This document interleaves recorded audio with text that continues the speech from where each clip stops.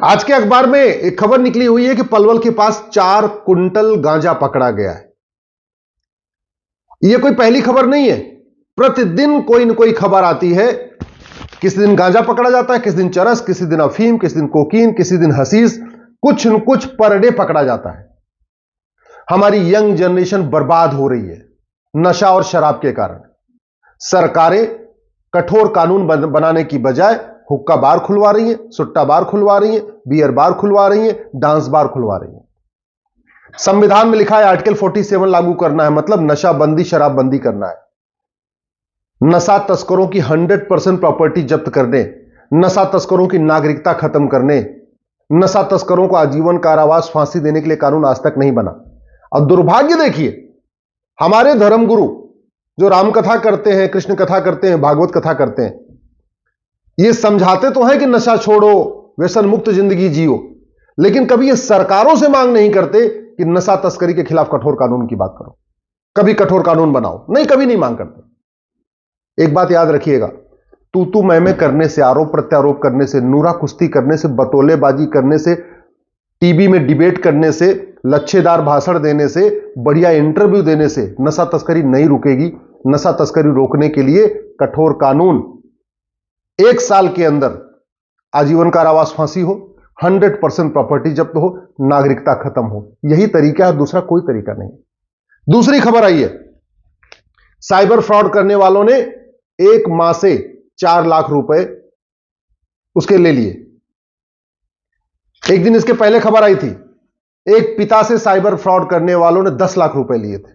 ये रोज की घटना हो गई है, पर दिन प्रतिदिन कहीं ना कहीं साइबर फ्रॉड हो रहा है। ये गांधीवाद की बात करने से, लोहियावाद की बात करने से, नेहरूवाद की बात करने से, राष्ट्रवाद की बात करने से, जय श्री राम बोलने से, या वंदे मातरम बोलने से, या भारत माता की जय बोलने से साइबर फ्रॉड नहीं रुकेगा।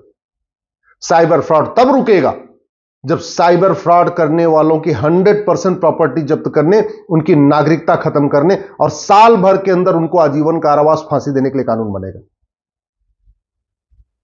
ऐसे ही हमारा कोई भी थाना भ्रष्टाचार से मुक्त नहीं है। थाने दलाली के अड्डे बन चुके हैं, तहसीलें हमारी कमीशनखोरी का अड्डा बन चुका है।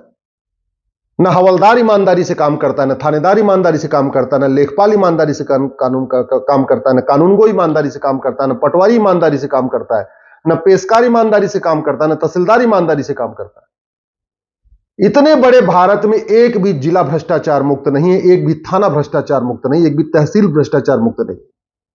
और यह भ्रष्टाचार नेताओं के भाषण से खत्म नहीं होगा, यह धर्माचार्यों के भागवत कथा करने से खत्म नहीं होगा, यह अभिनेताओं की फिल्म बनाने से खत्म नहीं होगा, यह केवल और केवल कठोर कानून बनाने से खत्म होगा। जिस दिन हमने प्रॉपर्टी को आधार से लिंक करने के लिए कानून बना दिया, भ्रष्टाचारियों की 100% प्रॉपर्टी जब्त करने, नागरिकता खत्म करने, आजीवन कारावास, फांसी देने के लिए कानून बना दिया, मैं गारंटी के साथ कहता हूं साल भर के अंदर भ्रष्टाचार खत्म हो जाएगा। नहीं तो आप ऐसे ही आरोप प्रत्यारोप करते रहिए, आप भाषणबाजी करते रहिए, कभी गांधीवाद की बात करिए, कभी अंबेडकरवाद की बात करिए, कभी राष्ट्रवाद की बात करिए, कभी नेहरूवाद की बात करिए, सारी ये बतौलेबाजी करते रहिए, भ्रष्टाचार कहते नहीं 1% भी कम नहीं होगा। अलगाववाद, पूर्वोत्तर का अलगाववाद, पूरा पूर्वोत्तर सुलग रहा है। कभी मणिपुर में हिंसा होती, कभी कहीं होती है, कभी नागालैंड में होती, कभी मेघालय में होती है। वहां पे पूरी तरीके से जो क्रिश्चियन टेररिस्ट है, क्रिश्चियन टेररिस्ट ने वहां पूरे एरिया को हाईजैक कर रखा है। यह वहां पूर्वोत्तर का अलगाववाद तब खत्म होगा जब 100 रुपए से बड़ी नोट बंद होगी, 5000 रुपए से महंगे सामान का कैश लेन देन बंद होगा, प्रॉपर्टी आधार से लिंक होगी और कालाधन, बेनामी संपत्ति 100% जब्त करने और आय से अधिक संपत्ति वालों को फांसी देने के लिए कानून बनेगा। तू मैं करने से कुछ नहीं होने वाला। कोई एक भी मुझे समस्या बताइए, जिन समस्याओं से आप परेशान हैं उसमें कोई एक समस्या बताइए जो नेताओं के भाषण देने से खत्म हो जाए, फिल्म बनाने से खत्म हो जाए, सीरियल बनाने से खत्म हो जाए, या कथा करने से, राम कथा, कृष्ण कथा करने से खत्म हो जाए। भारत की डेमोग्राफी बहुत तेजी के साथ बदल रही है। अफगानिस्तान, पाकिस्तान, बांग्लादेश नहीं, हम भारत के 9 राज्यों से खत्म हो चुके हैं, हम भारत के 200 जिलों से खत्म हो चुके हैं, हम भारत की 900 तहसीलों से खत्म हो चुके हैं। और ये जो डेमोग्राफी बदल रही है ना, ये नेताओं के भाषण देने से, अभिनेताओं की फिल्म बनाने से, लेखकों की किताब लिखने से, या महामंडलेश्वर आचार्य की कथा करने से डेमोग्राफी नहीं बचेगी। भारत की अगर डेमोग्राफी को हमें रोकना है तो हमें कठोर कानून बनाना पड़ेगा। और डेमोग्राफी बदल रही है कि नहीं बदल रही है, इसका सबसे बढ़िया तरीका मैं आपको बताता हूं। अपने लोकसभा क्षेत्र की 1999 की वोटर लिस्ट चेक कर लीजिए, 2024 की वोटर लिस्ट चेक कर लीजिए, दोनों की तुलना कर लीजिए।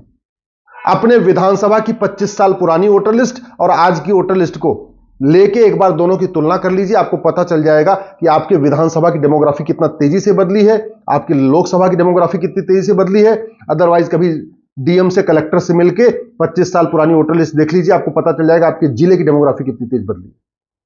तो डेमोग्राफी अगर रोकना है जो बदल रही है, इसके लिए घुसपैठ नियंत्रण कानून बनाना पड़ेगा, धर्मांतरण नियंत्रण कानून बनाना पड़ेगा, जनसंख्या नियंत्रण कानून बनाना पड़ेगा, समान नागरिक संहिता लागू करना पड़ेगा।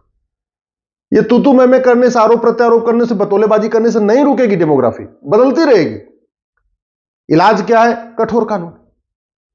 भारत में हम जिन समस्याओं से परेशान हैं, चाहे घूसखोरी हो, चाहे कमीशनखोरी हो, चाहे वो दलाली हो, चाहे वो मिलावटखोरी है, चाहे मुनाफाखोरी है, चाहे वो कालाबाजारी है, चाहे जमाखोरी है, चाहे नशा तस्करी है, या मानव तस्करी है, या सोना तस्करी है, या आतंकवाद है, या अलगाववाद है, या कट्टरवाद है, या जिहाद है, या मजहबी उन्माद है, या पत्थरबाजी है, जितनी भी समस्याएं हैं, इसमें से कोई भी समस्या नेताओं के भाषण से खत्म नहीं होगी। हमारी कोई भी समस्या फिल्म बनाने से, सीरियल बनाने से खत्म नहीं होगी। हमारी कोई भी समस्या लेख लिखने से खत्म नहीं होगी, किताब लिखने से खत्म नहीं होगी। हमारी कोई भी समस्या धर्म गुरुओं के भागवत कथा करने से, राम कथा करने से ठीक नहीं होगी। प्रत्येक समस्या के लिए हमें कठोर कानून बनाना पड़ेगा।